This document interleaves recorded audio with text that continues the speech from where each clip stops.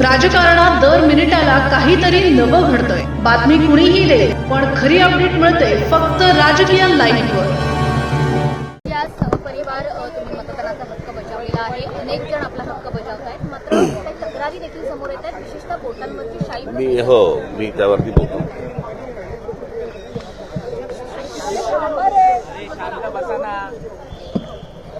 तुमच्याकडे पत्रकारांपेक्षा कॅमेरामन जास्ती बोलतात का?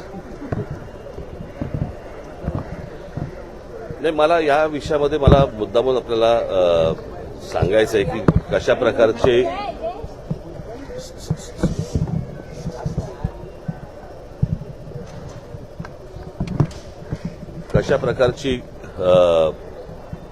सरकार ही कशा प्रकारची सिस्टीम चालवते की ज्या वेळेला आम्ही या गोष्टींची सुरुवात केली, मला असं वाटतं थोडंसं मी तुम्हाला अगोदर सांगणं पण गरजेचं आहे की येन केने प्रकारे निवडणुका जिंकायच्या आणि त्याच्यासाठी जे काही वाटेल ते करता येईल त्याच्या सगळ्या गोष्टी सरकार आणि प्रशासन, म्हणजे तुम्हाला तर माहिती असेल की हा दुबारचा विषय आला. दुबारच्या विषयामध्ये पहिल्यांदा त्यांनी सांगितलं की आमचा काही संबंधच नाही, असं काही नाहीच आहे. आणि मग त्याच्यानंतर मग काहीतरी 10 लाख मुंबईमध्ये त्यांनी जाहीर केले वगैरे.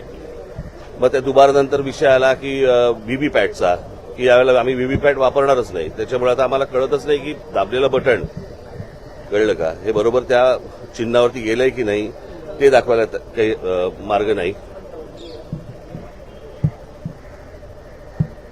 मार्ग नाही. आणि मग ते सगळं झालं. त्या सगळ्या गोष्टींनंतर आता नवीन काहीतरी काढलं की त्यांनी काहीतरी आता ते पाडू नावाचं काहीतरी यंत्र आता उद्या काहीतरी मतमोजणीच्या वेळेला वापरणार.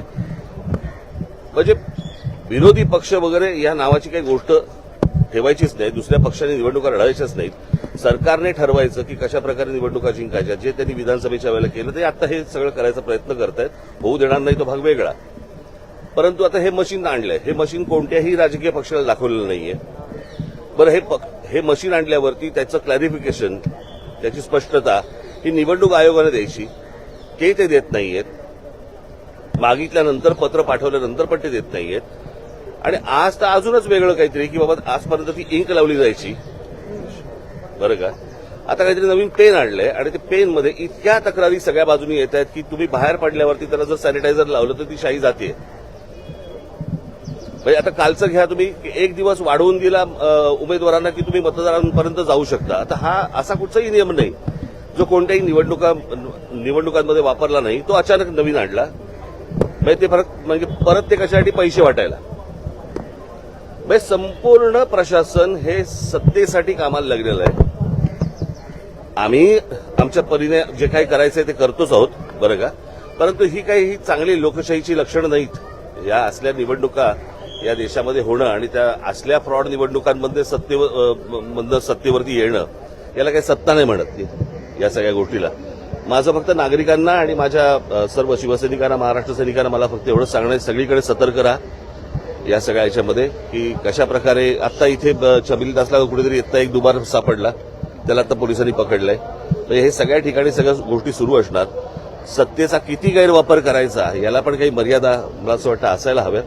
परंतु नागरिकांना आणि मला असं वाटतं की तिथल्या माझ्या शिवसैनिकांनी आणि महाराष्ट्र सैनिकांनी याच्यामध्ये सतर्क राहावं आणि कोण दुबार येत आहेत आणि कोण शाही पुसतायत आणि काय करतायत याच्यावरती त्यांनी लक्ष ठेवावं, एवढीच फक्त इच्छा. जर कायदा हातात घेतला तर त्यांच्यावर कारवाई केली जाईल असं अमित साटम यांनी सकाळी सांगितलं. नाही, प्रश्न अमित साटमने ह्या गोष्टी बोलू नयेत. आता कळलं का.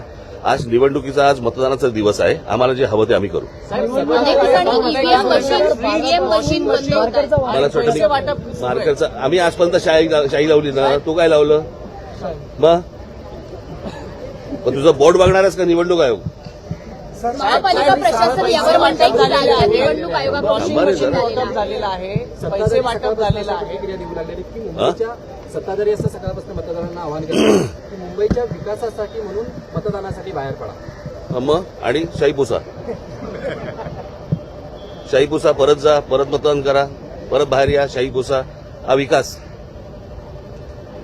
ठीक आहे. आपण सतर्क राहावं आणि मला असं वाटतं की आपण सर्व पत्रकार बांधव भगिनी, मला आपल्याला पण माझी विनंती आहे की या सगळ्या गोष्टींवरती आपण बारीक लक्ष ठेवावं. राजकीय घडामोडींचा सर्वात वेगवान अपडेट फक्त इथेच राजकीय लाईव्हवर.